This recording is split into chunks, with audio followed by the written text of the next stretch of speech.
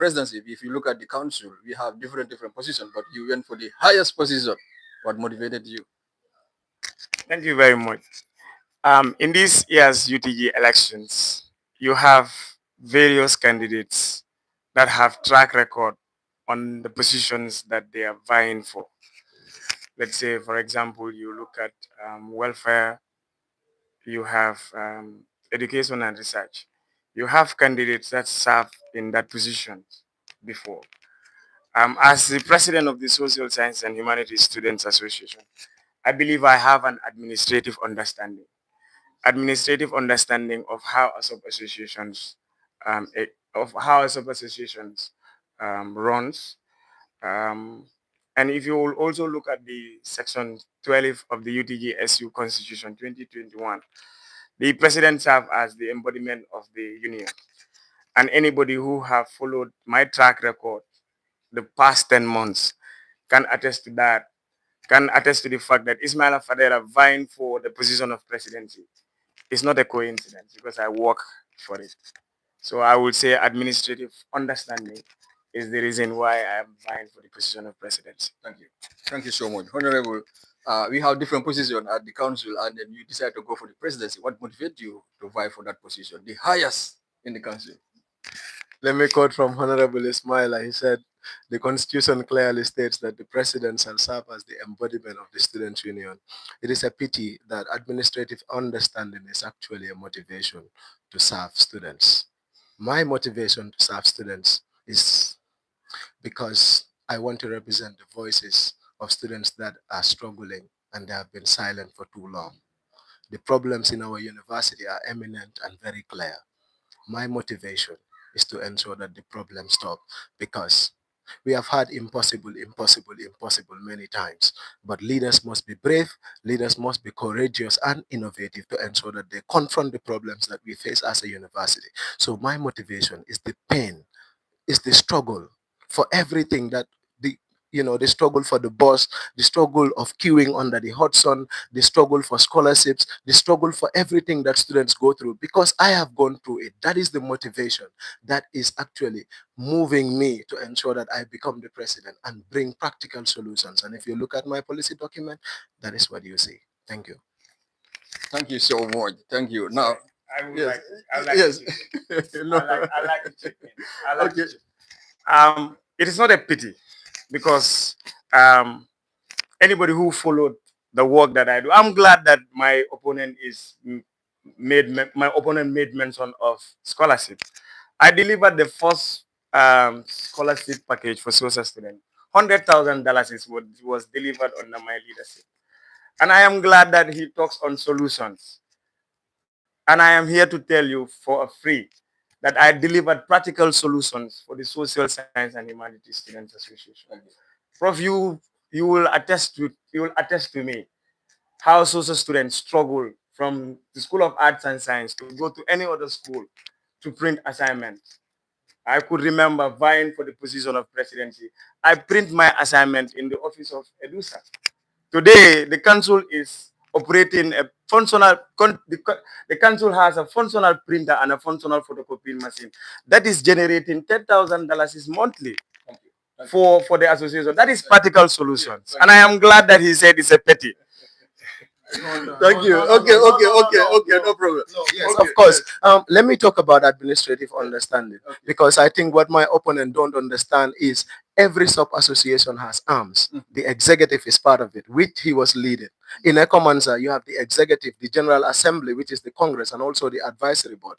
The chairman of the advisory board is the leader of a whole organ, just like the president. So if it is about administrative understanding, I have been doing it.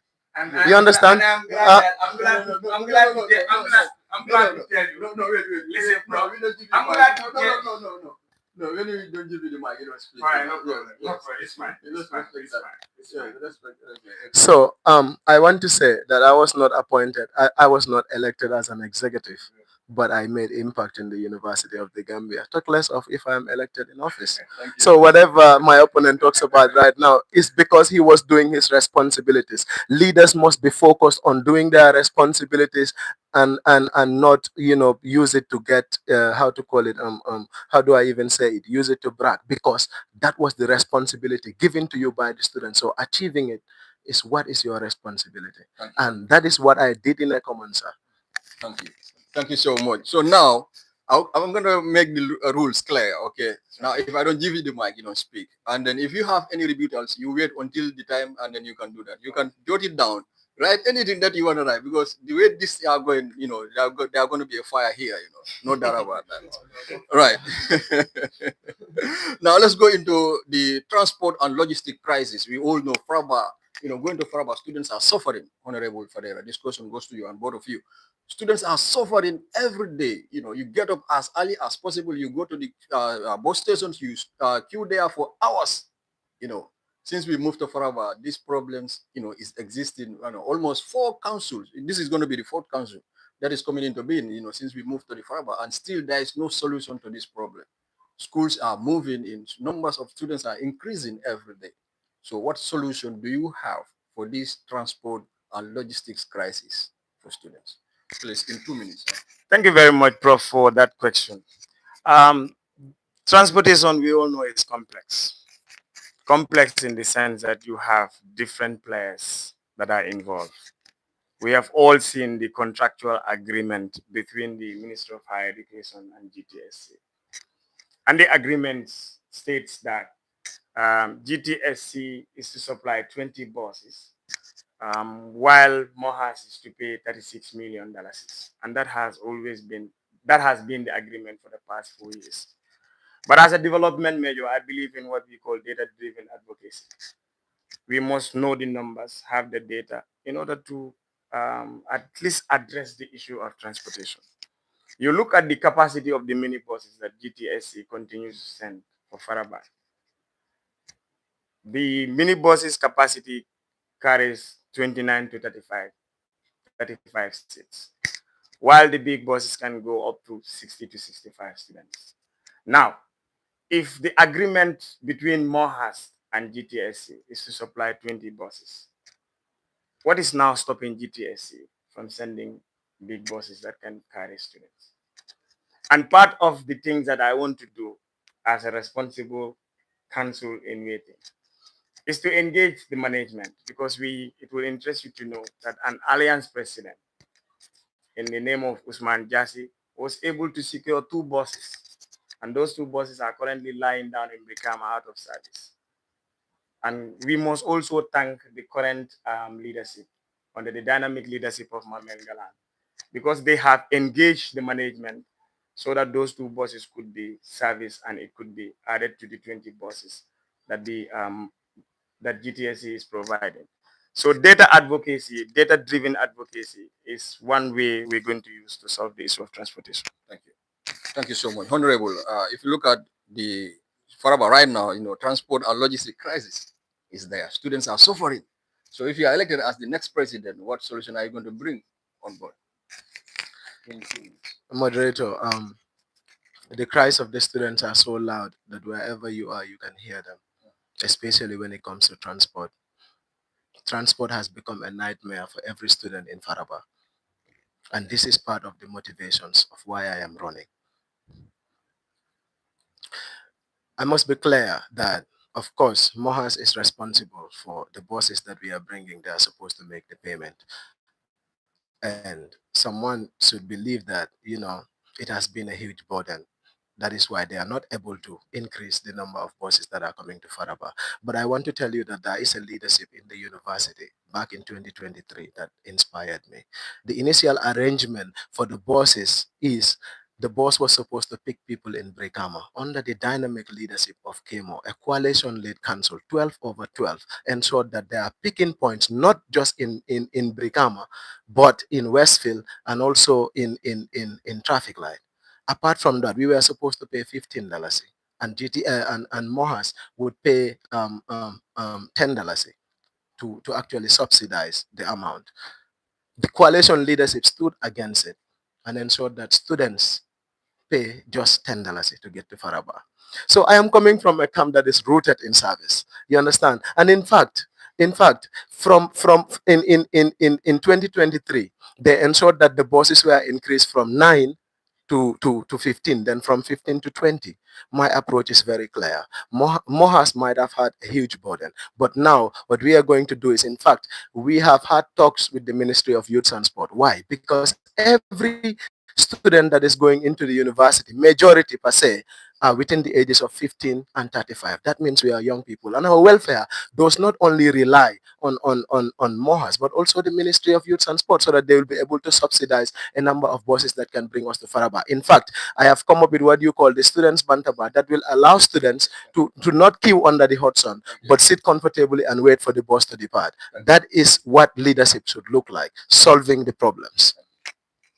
Thank you. Now, Honorable, in your first 100 days, if you are lucky to become the president, what specific changes are you going to bring? Because this is going to be the fourth council, as I said, but still the problems persist, and the problem is still there, and the number of students is increasing every semester.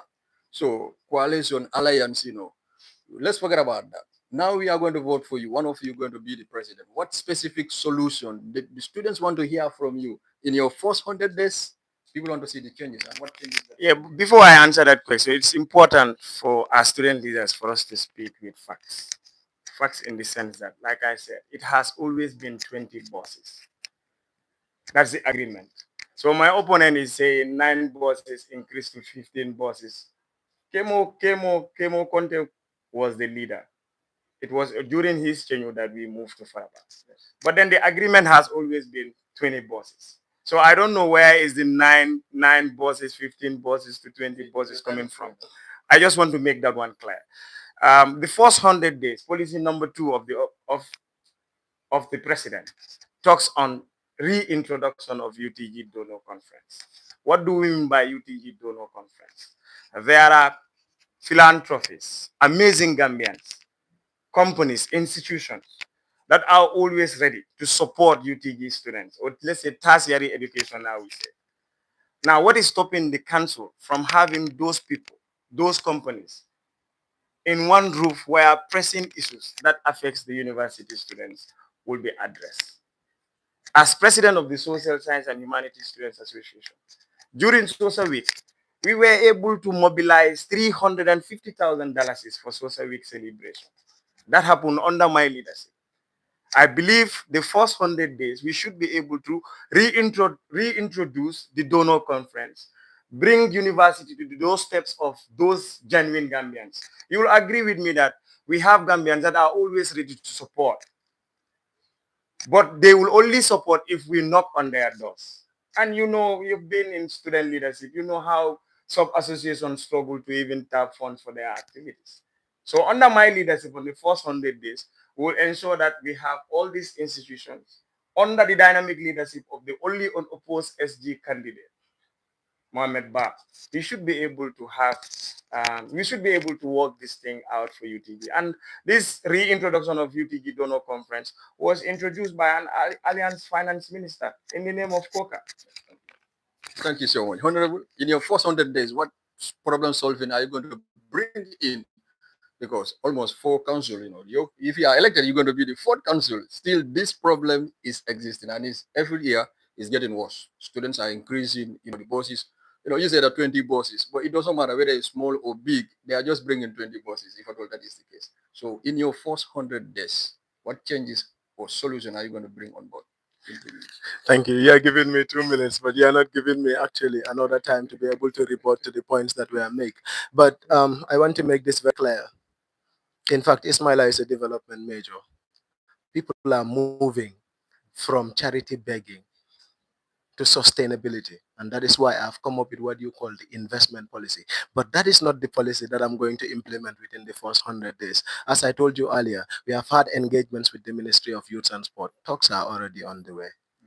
All right. And that means we are able to increase at least 3 buses or 4 to actually transport students to Faraba under the subsidy of the Ministry of Youth and Sport.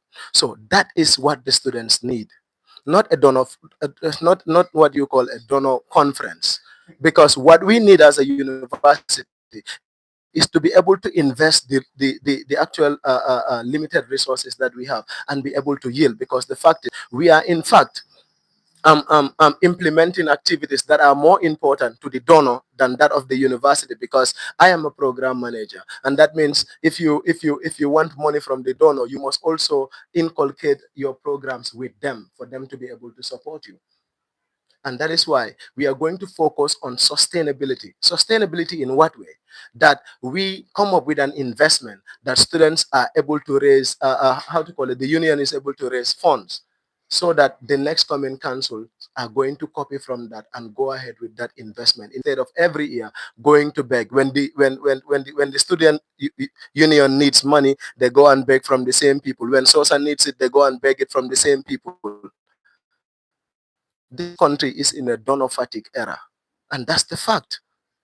We must move from one pace to another, and leaders must be innovative. We must be brave and try the new things. That is one of the very principles of good leadership. You cannot be reviving what has been happening in the past because you think that is going to solve the problem. The solution is to ensure that we are able to raise our own funds. And I'm not saying we are not going to link donors, but the donor conference, no. For what? Thank you. Thank you so much. Honorable, still under the transport, that is the, if you happen to be the president, technical and logistics minister is going to work under you. And then if you look at the university students, many a times our number one aim to go to university is to acquire knowledge and attend our lectures. But students will leave class almost 30 minutes before the actual time just to go to the bus stop to queue, and then they are losing academic, knowledge that they need to learn. So if you come to the position as the president, how are you going to solve this problem so that the university student can be organized? We are not going to the bus stop before the time just to secure the seats. And in fact, it's not civilized to load university students inside the bus just like a sardine, or just like a slave trade, generation, So what solution do you have for that in 1 minute? I'm glad that my opponent is using Ministry of Youth and Sport. That is in fact donations.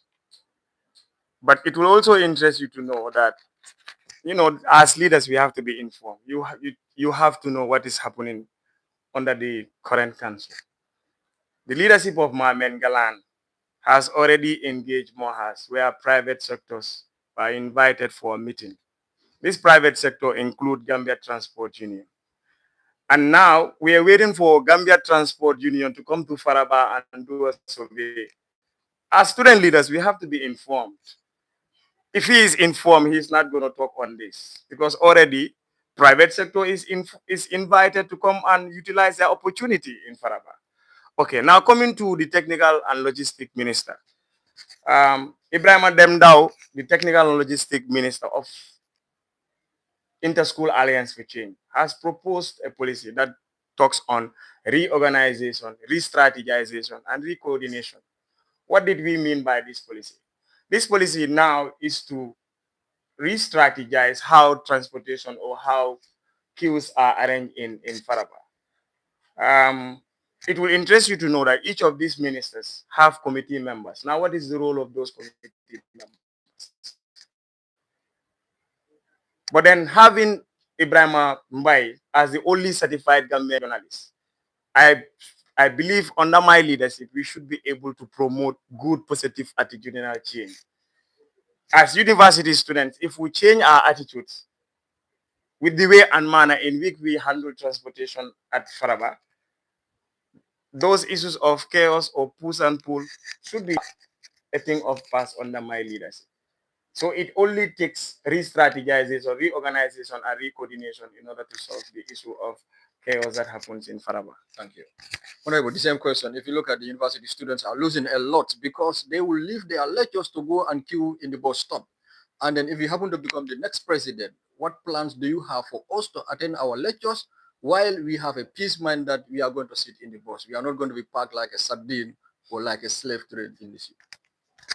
Before I even get to that, I want to make Ismaila understand the fact that there are a lot of underprivileged students going into the university. And if you look at the forms that were sent to actually make the survey, for the Gambia Transport Union, it suggests and it is always asking whether students are able to pay a higher amount to go to Faraba. Remember, I said in 2023 we were supposed to pay $15, but that was reduced to 10. What student leadership should focus on is the welfare of the students and try chances that are going to ensure that students do not suffer in pain to look for monies to actually take them to school when they even struggle to get food at the cafeteria because it is expensive. So when you invite private sector, of course, they are interested in their profits first. That is why I said I'm going to lace with the Ministry of Youth Transport. But with regards to students leaving early in the classrooms, of course, SUSO is logistics and logistics is SUSO. Everybody knows that in Faraba. So we have come up with a policy that is going to ensure that there is a ticket selling time. All right. Let's say if classes are supposed to end by 5, we start ticket sales at 4:45 to ensure that students get a ticket, and that includes the Bantaba policy that is going to prevent them from queuing under the hot sun. And there is no chaos of saying he cheated on the queue or I cheated on the queue. You are able to go and sit down and relax and wait for departure time. That is the type of leadership. But saying additional change, even in the Gambia, there are laws that actually guide us. So if we say we are selling tickets at this time, and tickets are going to be in this manner, because when you look at it, in fact, the GTSC ticket is customized. The name of the driver is there, the number of the vehicle is there, and all of that. And that means we are able to even customize it in a better manner, that they are able to, students do not fall into chaos, because rules and regulations is what actually solve the problem, not just saying attitudinal change. People attitudes do not just change that way. Thank you so much. Honorable, this question is from a student. They said from our findings that they said you are too busy to become our president. That's students are saying that you are very, very busy, that you should give chance to your opponent to become the president. So what do you have to say in 1 minute, please? I believe in one thing. I believe in this quotation. If you want to listen to the noise of the market, you shall never buy. And as a student leader, as the president of the Social Science and Humanities Students Association, the records are there for the students to, the one who asked this question, to see. I am the blueprint of all sub-association leaders in the university. A blueprint in the sense that I have moved a council coffers from $34,000 to $217,000 in 10 months. And not only there, we were able to secure a scholarship package from Yona Islamic Microfinance for 10 social students. These are proven facts presented before Congress. Yes, the question is, are you busy or you are not busy? I'm coming. I'm giving you results that has happened under my leadership as a student leader. Okay. So if Ismail Fadera is being busy, I mean, how would I be able to register this success? Yes. Internship opportunity is 1 minute, right? Yes, 1 minute. Okay. But answer the question. Are you busy or you are not busy? The results are there. The results speaks for me. If I am busy, if I am too busy, as a student leader, I won't be able to prove these results for the Social Sciences and Humanities Students Association. Thank you.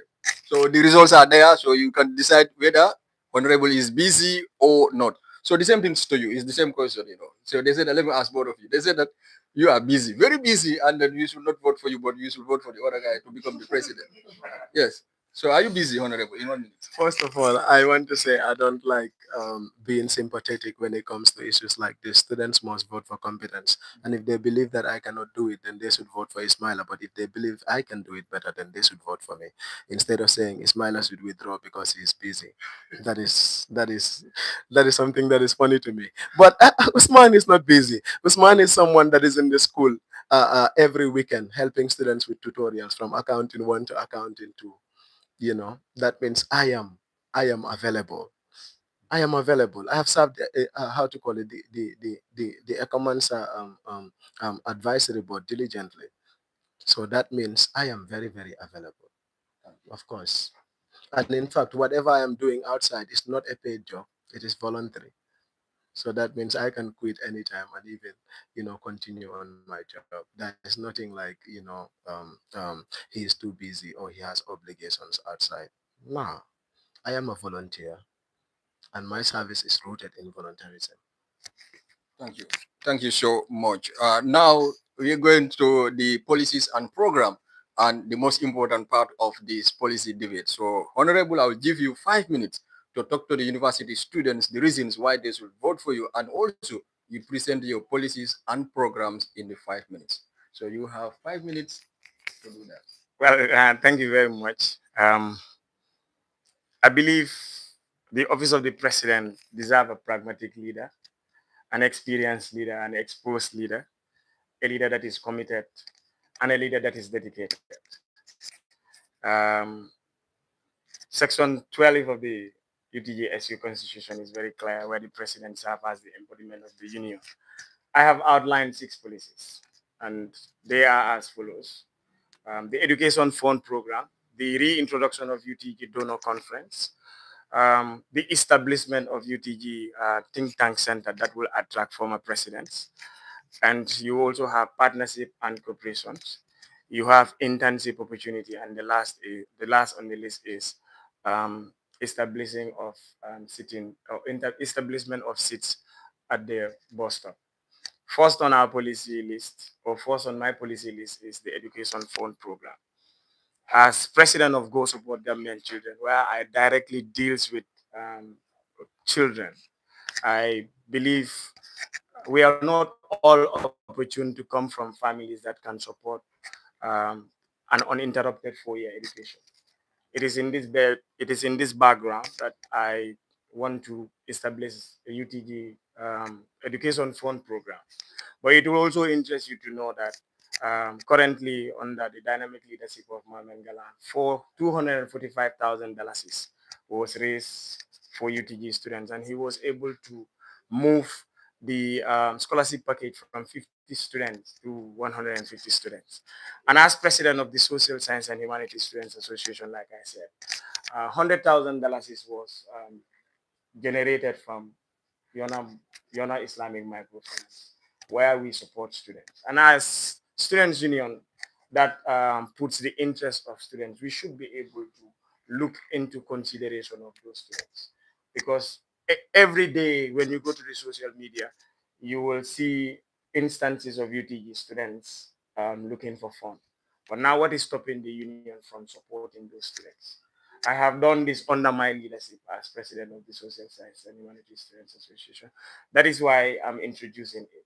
And already, as council in waiting, work has already started where we engage APS, where we engage Yona Islamic Microfinance, where we engage philanthropic Gambians, including Bubakar, Steve Tarawale, Musa Baro, and they are all willing to support anytime you come into office.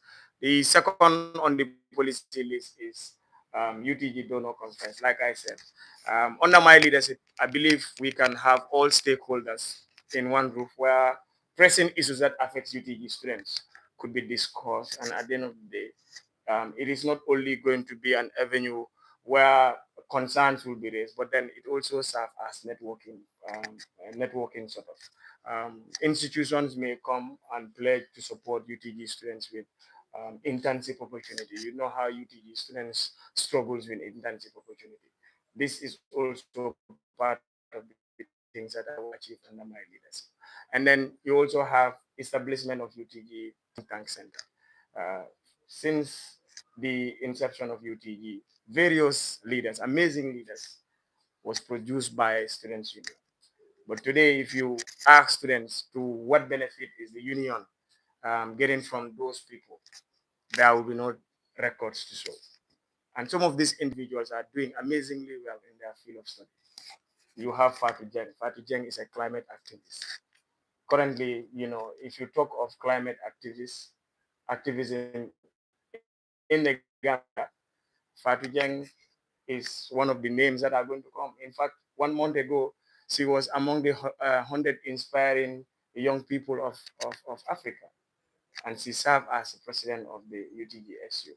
You have the current director general of NACA, who is no other person than Alpha MKLO. Alpha MKLO was an alliance presidential candidate. Today, if you need any accreditation, you go to his office. But to what essence is UTG students getting from him? the likes of Usman Jasi, or even Kemo Conte, who is serving as a lecturer at the university. So that is what the UTG Think Tank Center is going to produce. And in fact, it is not only limited to these individuals. Even the likes of Maurice Abali, the presidential advisor, also serve as president of the UTGSU. So policy number 3 is going to talk on that. And policy number 4, you talks on internship and opportunity. If I could get 1 minute on top of this, I would. Internship, internship opportunity is also something that we want to do. As president of the Social Science and Humanities Students Association, under my leadership, we were able to generate 14 internship opportunities for social students. I was in my office the last time. A student came and gave me $500. Was like, Mr. President, thanks for the internship opportunity that you created for us. Today, two social students are currently in Nigeria. It is no longer internship opportunity within the soil of Gambia, but internship opportunity beyond the Gambia. If that is made possible at a super association, I believe with the union we could do a lot. You also have corporations and partnership. UTGSU, under the dynamic leadership of Mohamed Galan, has signed series of memorandum of understanding. What we can do as council in waiting is to strengthen those partnerships, look for new partnership that will at least promote or that will put university at the doorsteps of those institutions. And you also have establishment of sitting arrangement. If you are following the proceedings at Faraba, you see students sitting on the floor on that harsh weather condition. Um, we want to ensure that we have seats at the bus stop so that students could have students welfare could be promoted. Policy number 6 talks on that. And Okay, then I can add okay. so basically that is what policy number 6 is looking into, where we will have sitting arrangements at the bus stop. But it will also interest you to know that currently tertiary and higher education trust fund has already, has also looked into that. So as leaders, I believe we should be able to look into the developments that are happening within the university. So basically, these are the 6 policies that I am proposing to the students of the University of the Gambia. In short, thank you. Thank you. Thank you so much, Honorable. And we all had that policies. Now it's left to the university students to decide who among these two are they going to buy their policies and program and make them the next president of the council. So next to the Honorable Balde, I'm going to give you 6 minutes 55 seconds to talk about your policies and program, and you can use this opportunity to talk to the university student to convince them to vote for you to become the next president. You have 6 minutes. Thank you very much. Part of the greatest struggles that university students face today, because I have seen firsthand, in fact, at the bus station where ladies faint and we carry them to the sick bay because of the rays of the sun. I've seen our brothers equally fighting because of the queue. All right, and the transport issue is one of the craziest things that we face, and as I have alluded earlier, my first policy is to ensure that we establish this partnership with the Ministry of Youth and Sport, and also establish the students bantaba, so that students don't sit under the actually don't queue under the hot sun and wait for the bus, because students need comfort. The fact that our sisters are fainting at the bus stop is really disheartening. So these are some of the things that I've brought to the table. But apart from this, my brother, part of the greatest struggles that we face also in the university is for the fact that our feeding is left in the hands of private individuals, and these people are mostly interested in their profits and not our welfare as students. And that is why it is not every student that has the luxury to walk into a cafeteria and buy a plate of food at $100, buy a drink at $50, water at $30 or $20. It is expensive for university students. Not everybody can afford that. And that's why we want to implement what you call the Students' Union Cafeteria and also the student canteens. And these canteens are going to provide bread and butter if students how to call it, if that is what students can afford. You understand? It is going to provide bread and egg if that is what a student can afford. All right, underprivileged students need to be represented. And in fact, In fact, not just that, these canteens can equally provide an avenue where we can buy water at $7 a the cup water, if that is what students can afford. And equally, come up with what you call nopal sales, and equally withdraw wave transactions from these ends. That is very, very important to students. But apart from this also, harassment and defamation has been one of the greatest struggles that we face. And part of the functions of the president is to serve as the embodiment of the students' union. And that means, as your representative, I'm going to ensure that harassment and defamation is put to a stop, because many students would actually want to participate in UTG politics today, but they are intimidated for the fact that when they speak, someone else is going to insult them. Someone else is going to bring their family issues in a WhatsApp group of 1,000 students. This is so unfair to university students. We want to build a university where everybody's voice matter, where every student can participate in student leadership, and a student union where everybody is included. And how do we do that? We are going to establish, because there is already a harassment and defamation policy with the Directorate of Students Affairs, but reporting and also implementation has been one of the greatest problems. So we are going to ensure that we actually strengthen that. All right. And also, because we understand that students hide behind pseudo accounts to actually, bring these crimes on victims. So we want to ensure that, we also partner with GSM operators as your representative at the governing council, ensure that the University of the Gambia, especially the Students' Union, is a safe space for every student to participate.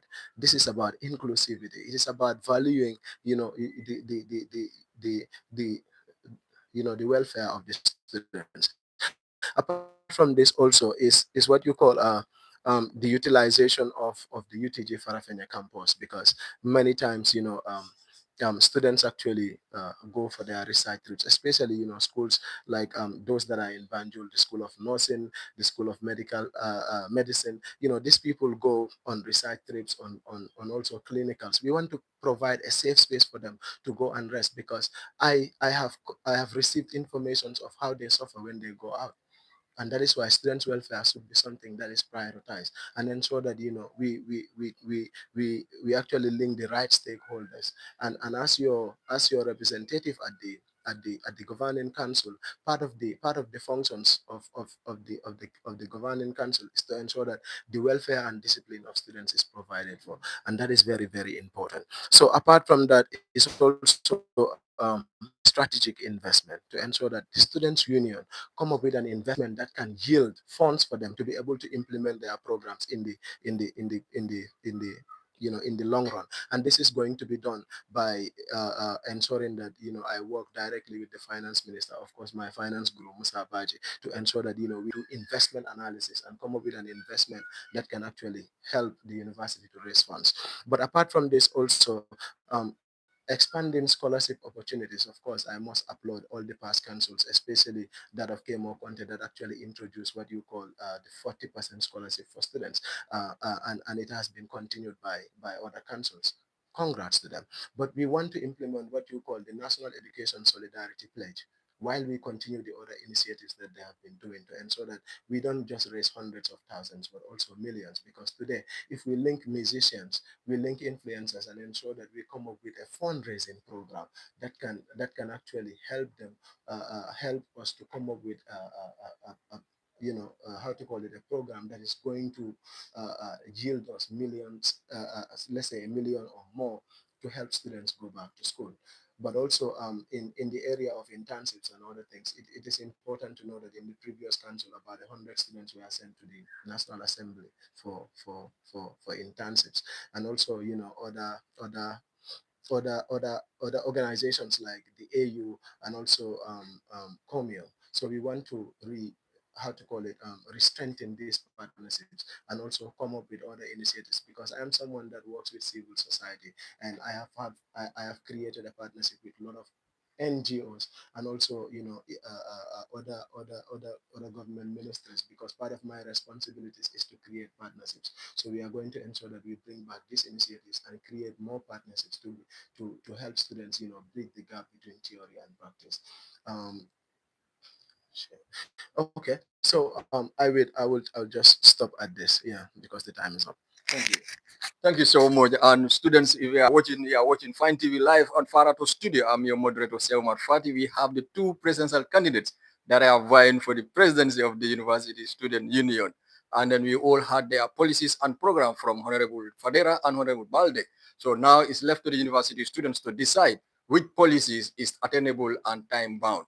So Honorable, you had your opponent here saying the policies. Do you agree with him in 2 minutes? Um, I don't know if Usman wants to vie for position of welfare and culture or not, because the student cafeteria deals directly with the welfare ministry, and the current welfare minister, Anna Sen, needs to be credited for the tremendous job that she did. But as leaders, we have to be informed. The 40% scholarship package that he is talking of was introduced by an alliance president, Ibrahim Adamfa. The records are there to prove me wrong, and let students hold me accountable with what I am saying.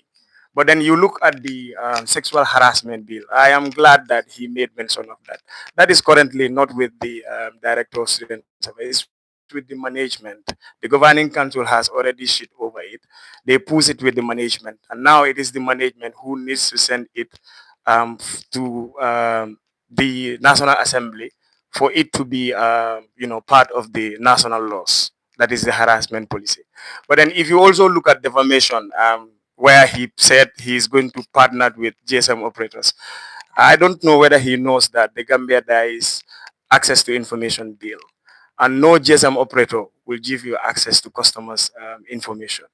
So that policy, it's like an advocacy sort of rally. Maybe what he could have done would be proper sensitization should do, but to have this as a policy, no GSM operator will give you details of customers.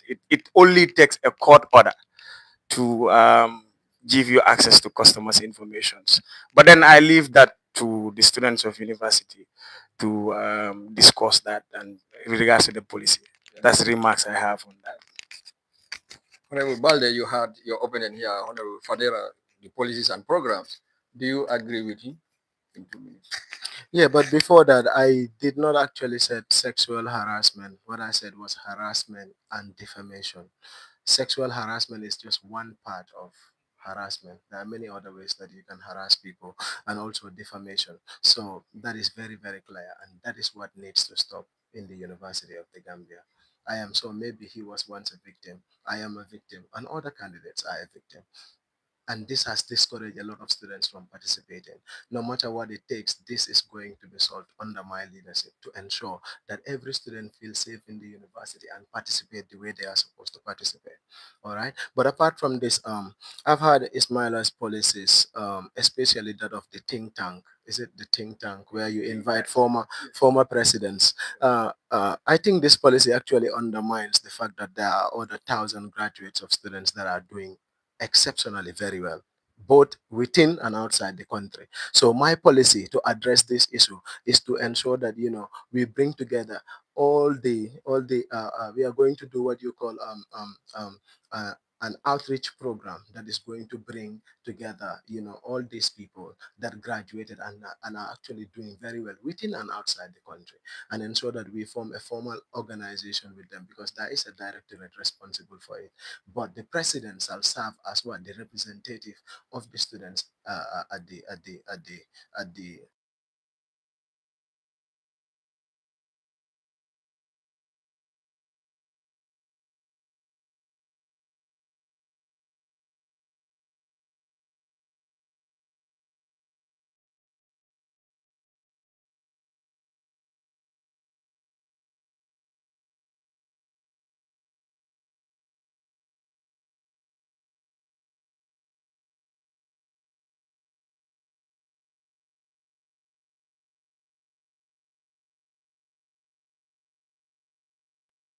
when I want to become the welfare minister.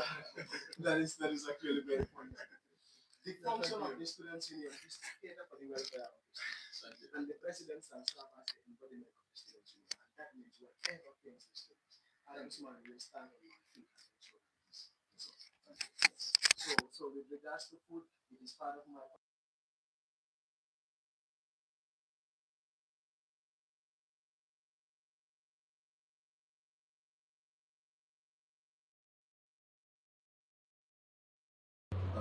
Oh, Michael.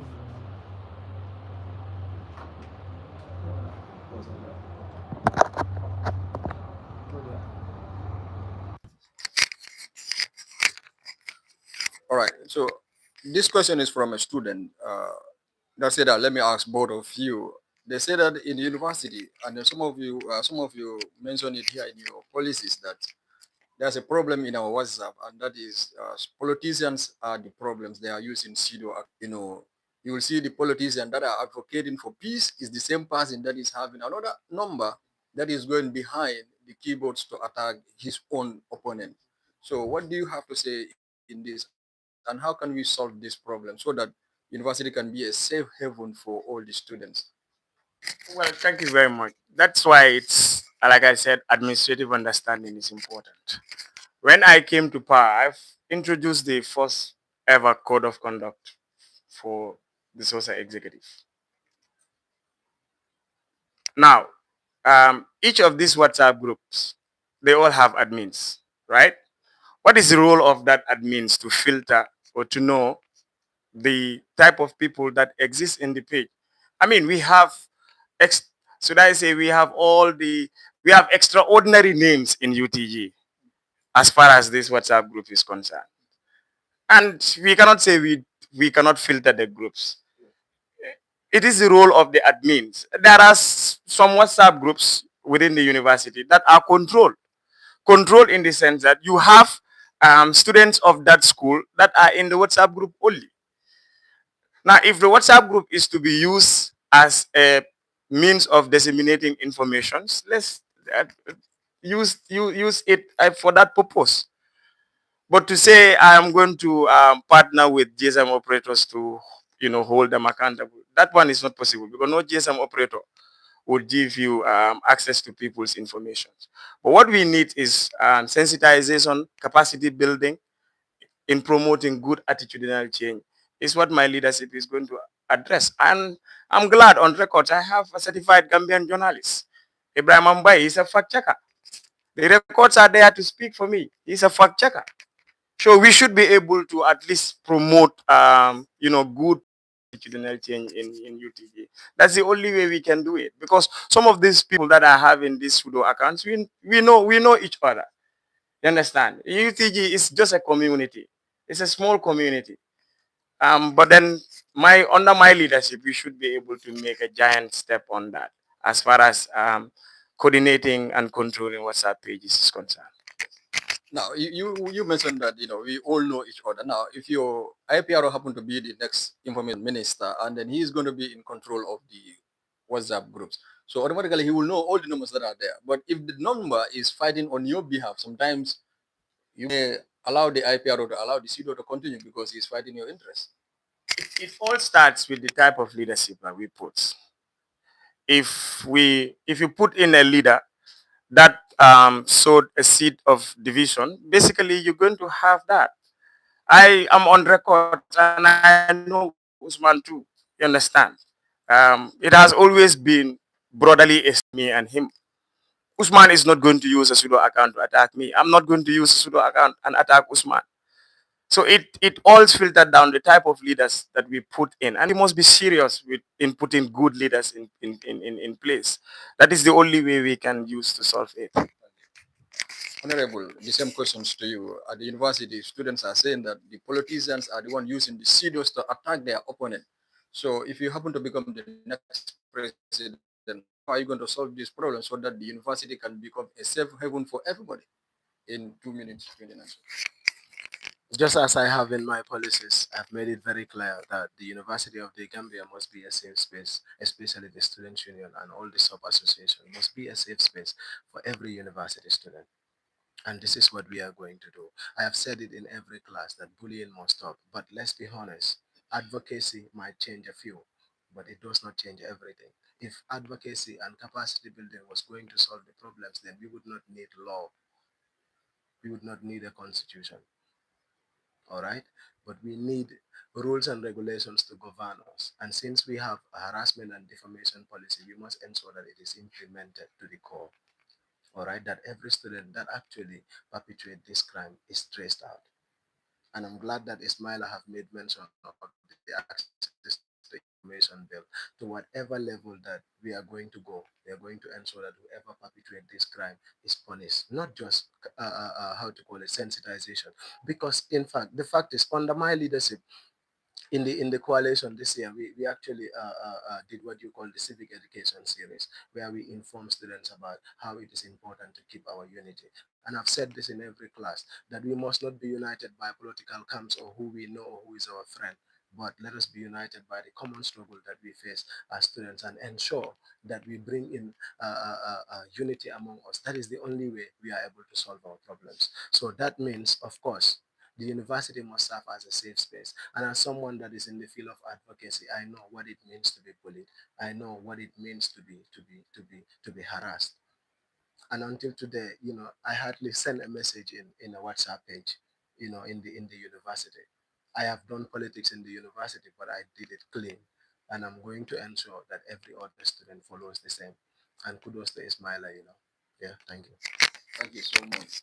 Honorable, now the table is going to turn. I'm going to ask you first before I will go to Honorable Fadera. University students are suffering when you come to missing grades and also late clearance for graduating students. So, what policies and programs do you have for that? And then also, there are some lecturers. They are very, very difficult to deal with. You register with them. You not graduate at the University of the Gambia. So, as the next president, what solution do you have for that kind of lecturers and the missing grades?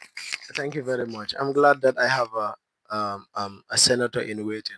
That was not just the first female president of the Gambia College Students Union, but equally an assistant lecturer at the Gambia College currently. And of course, I have an education and research minister in waiting that served as the best minister in his council. In fact, awarded as the best by the dean of the school. And that means these people have come up with policies that are going to solve these problems.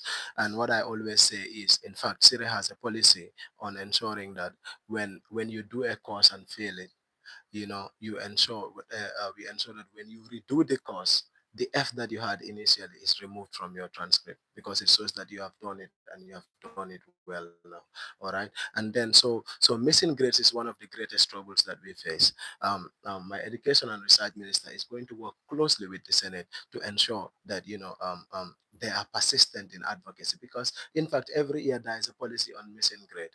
The problem is not the policy. The problem is how leaders are persistent in ensuring that the problems of students are solved. All right. Student leadership is about advocacy. It's about representing the students and ensuring that the stakeholders that are responsible do what they are supposed to do. And in that, we have in my policies, I have what you call the UTG convergence and dialogue, which is going to bring lecturers, sub-association leaders, the union executives, and faculty officers for us to discuss the common problems, and that includes missing grades, so that we know what are the limitations from the lecturer side, what are equally the limitations from the students, and what are the limitations from management. And we are able to come up with solutions that can solve the problems of not just the students, in fact, but even those of the lecturers and others. Because sometimes the bureaucracy in the system is too high. When you go to a lecturer, they say the faculty officer is responsible and they move you to another person. So bringing all these people together means we are able to discuss our common problems and come up with solutions that are lasting. And every voice is heard within all the stakeholders that are responsible. Thank you. However, the same question, if you go to university, students are crying about the missing grades, and some lecturers are very difficult, as I said. So, what solution do you Yeah, have? in fact, I'm glad that this question came. You know, anybody who has followed our campaign trail since the start of this campaign, my senator Adam Dow has been using a quotation. Representation is meaningless if the people being represented are not informed. Under her leadership, we're going to bring Senate to the doorsteps of students. What did she mean by this policy? We have what we call pre-Senate reporting system, during Senate, and you have post-Senate. What do we mean by pre-Senate reporting system? She is going to work with sub-associations to have feedbacks from them with regards to the issues that affects their school. Let's say you have a vice president that is from BPA. he or she might not know what is happening, or what other students are going through in other schools. But now with the pre-Senate reporting system, student leaders are going to send, issues that affects their schools or their students, and that is what she is going to use as the students' position paper during Senate discussions. And after Senate discussion, there should be adequate report that students are going to have. I was at the School of Nursing last Thursday. 24 students are currently affected simply because there was no proper Senate representation. And that is what Adam is now proposing to students. But then we also have an education and research minister, the first female education and research minister of the of Ecomansa, Fatu Dabo. She has vast experience when it comes to research work within the university. So under my leadership, we are not only bringing candidates, but we have candidates that have, requisite knowledge and experience on the positions that they are vying for. And that is what Adam is proposing to students, bringing Senate to the doorstep of students. Thank you. Thank you. Okay, I have a follow-up questions about that. Then you can use that one to say what you want to say. There are lecturers that I have. They send me a message about some lecturers. They will tell you that okay, A is for God, B is for lecturers, and then definitely are going to settle down for C and D grades. So those kind of lecturers are there at the University of the Gambia. They are making life difficult for the students, and we are voting you people in order to fight for us so that we can have easy ride at the University of the Gambia. So what policies do you have for that kind of lecturers?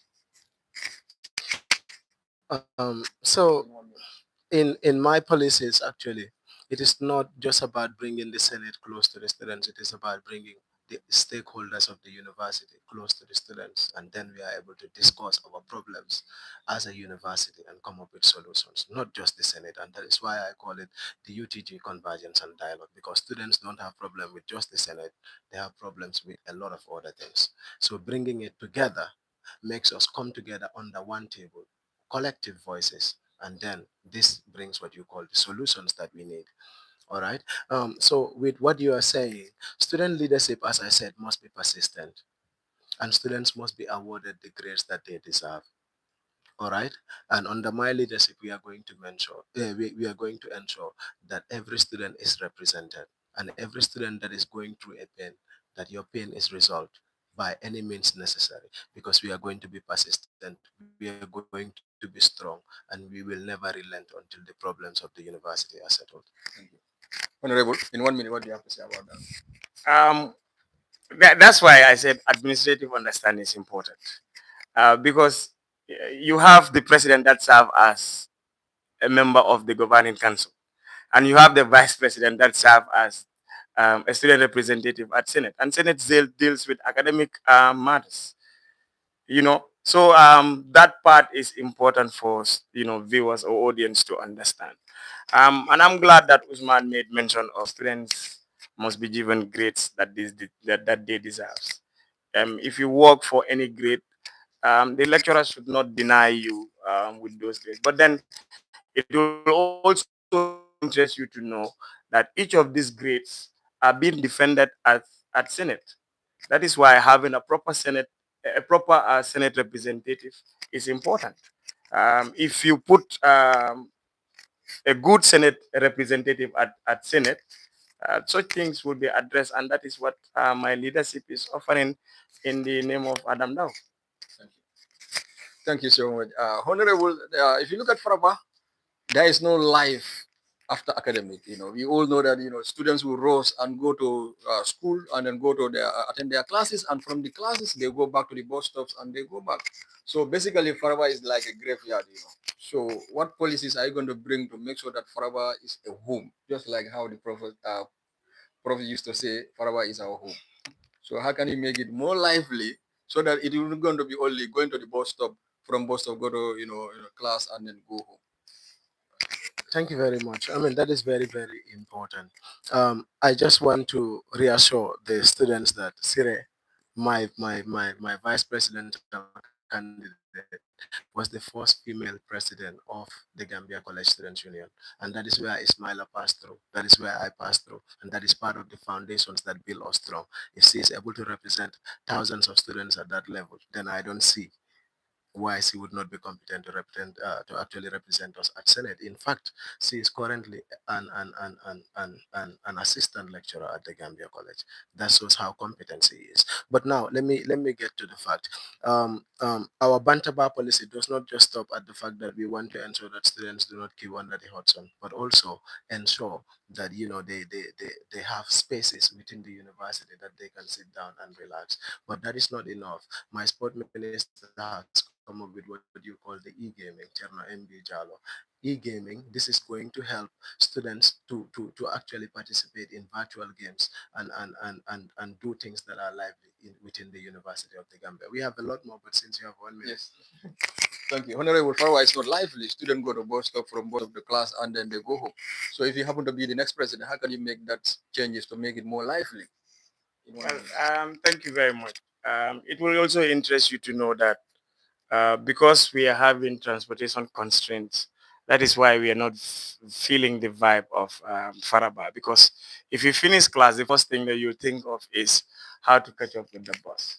But now with the engagement that the Minister of Higher Education is doing with GTSC, oh sorry, with Gambia Transport Union, if private sector is invited, where you can have vehicles in Faraba at any time, students may stay in the library to have to read or to engage in any extracurricular activities that will happen in Faraba. But it will also interest you to know that we're talking of dormitory space that is currently being finalized by the Minister of Higher Education. What we need to do is to engage the stakeholder, that is the Minister of Higher Education, so that it could be fast track and dormitory could be there for students that want to stay and enjoy campus life. Having dormitory is to bring back the campus life. Thank you. This is a question to you, Honorable. According to Section 12.1, require you to defend any expenditure exceeding 75,000 before the legislative body. How will you ensure that union funds are spent on Faraba campus amenities rather than executives or social events and workshops for your executive? Thank you very much. I think this is where I will have age over Usman. Age over Usman in the sense that I serve as a president, and um, executive expenditures is not new to me because when I assume office as the president of the Social Science and Humanities Students Association, I am on records for my executive, or let's say students of society. The finance report is there for everybody to see. The first 100 days, or let's say the first 200 days, there was basically no withdrawal from the council coffers because we were on red line. You know what we did? We introduced fundraising activities. We engaged the faculty office and the faculty officer and the school of and the dean of the school to ensure that there is proper management when it comes to membership due. You are from Edusa. Today, you will not graduate from Edusa without paying your membership due. That was not happening in SOSA. People can collect their attestation and go. So basically, what we can do once we assume office is to assess the revenue of the council, and then we will define mechanism in how I'm glad that the LB the constitution is very clear. You cannot withdraw $75,000 without defending at the students, without defending at the LB. That clause is very clear. Thank you. Honorable Section 12.1 require you to defend any expenditure exceeding 75,000 before the legislative body. How will you ensure that union funds are spent on Farawa campus amenities rather than just executive social events and workshops? If you happen to be the president. Thank you very much. I am very happy that, Ismaila said he has an age above me. Um, don't forget that I was the finance minister of the Student Teachers Association in the Gambia College back in 2018, 2019 when I was in the Gambia College. And I also studied financial accounting and management at the Gambia College. And this was how much financial knowledge I have. I actually raised the account from a mere 10,000 to 200 plus. So that means I am financially oriented, but I also have a finance minister that is a superstar. And that is why I said we are not just going to focus on spending union funds, especially on social events. We are going to prioritize activities that are going to that are going to bring funds. And then part of that is when I was mentioning my policies, I made it clear that we are going to have what you call the investment policy that will help us advance and bring funds into the student union, and that includes fundraising programs that we can use to bring more funds into the student union, because it is clear that most of the funding we get comes from donors and other stuff. That is what we want to stop. Thank you so much. This brings to my final question. This is going to be my final question before I'll give you the opportunity to ask each other at least two questions because we don't have time. Now, let's look at the leadership legacy. Section 12E says the president shall defend the good image of the union at the end of your tenure. What is one single permanent physical project you want students to point out in Faraba as your legacy if you happen to be the president? One.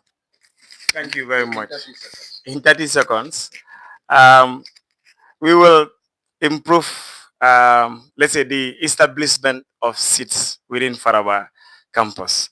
That is the transportation at the GT at the bus stop. Definitely, there will be canopies and seats and seats at that bus stop. Students will remember my leadership with that initiative. Thank you. Honorable, the same questions, leadership legacy, section 12E says that the president shall defend the good image of union at the end of your tenure. If you happen to become the president, what is going to be one single permanent physical project you want students at the University of the Gambia to remember that this is However, thank you very much. It's important to note that the good image of the union does not just has to do with physical permanent structures.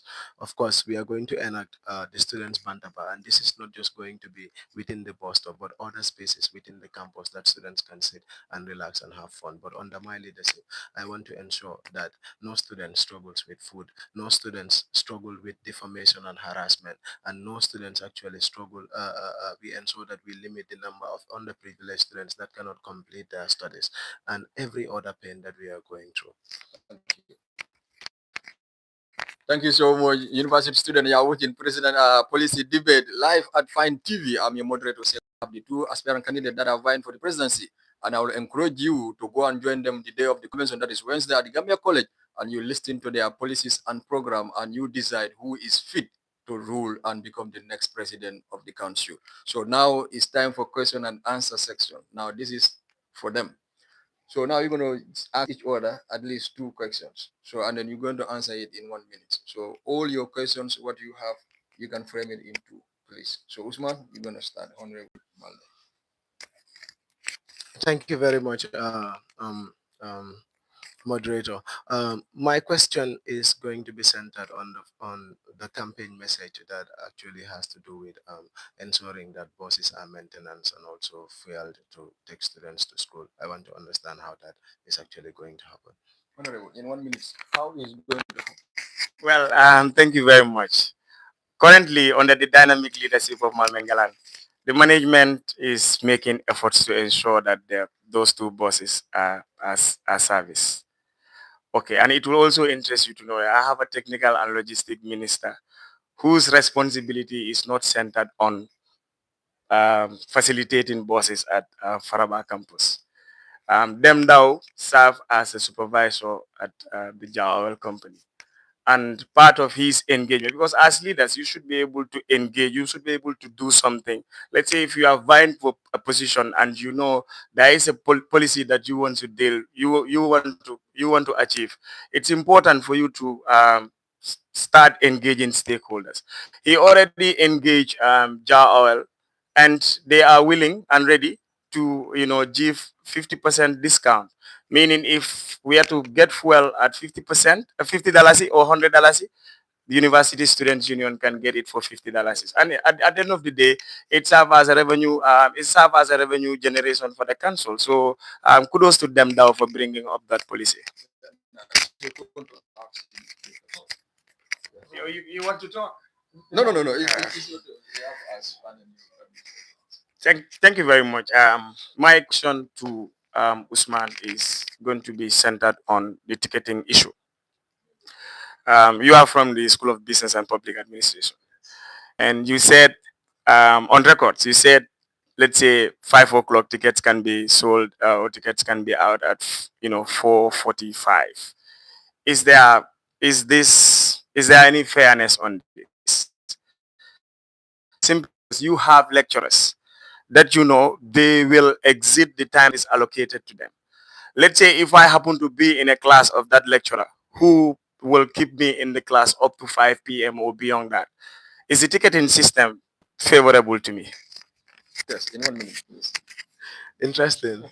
Uh, Let me make you understand that if you come from the School of Business and Public Administration, which you claim is far, of course, still now there are students from BPA that come and queue first. All right. So changing the ticketing system does not actually mean that it is not fair, because the fact is students are fighting. We see them fighting, and we want to put a stop to that. And ensuring that the tickets are numbered is going to ensure that we stop that. But this is very fair, and it does not promote corruption in any way, because it does not actually because if you are from anywhere, even if the lecturer keeps you up to 6 o'clock, when you come you are going to find people at the bus stop. Whether there is a ticketing system or not, you will find a queue there and you are going to be last. So how does this actually promote corruption, or it is unfair? Is what I don't understand. Thank you. Now it's your turn to ask your final question. This is going to be your final question. So with regards to the bus issue that you are talking about, especially the maintenance and also the fueling, have you actually found out how much it is going to cost, whether it is UTG management or the students union, in actually fueling these buses, and how much students are supposed to pay to take them to school? How sustainable is that, and for how long is Jawel actually going to subsidize the fuel for students at $50? Because he's a businessman. All right. Thank you, Honorable. In 1 minute. Thank you very much. I think one thing Usman needs to understand is those two bosses currently. That is why we have, as leaders, we have to give credit. That is why from the inception of this debate, I have been crediting the 23rd Executive Council, because they are doing tremendously well with regards to this particular issue that I am talking to. Currently, the management is engaged, and Riders for Health is charged with the responsibility of maintenance in those two buses.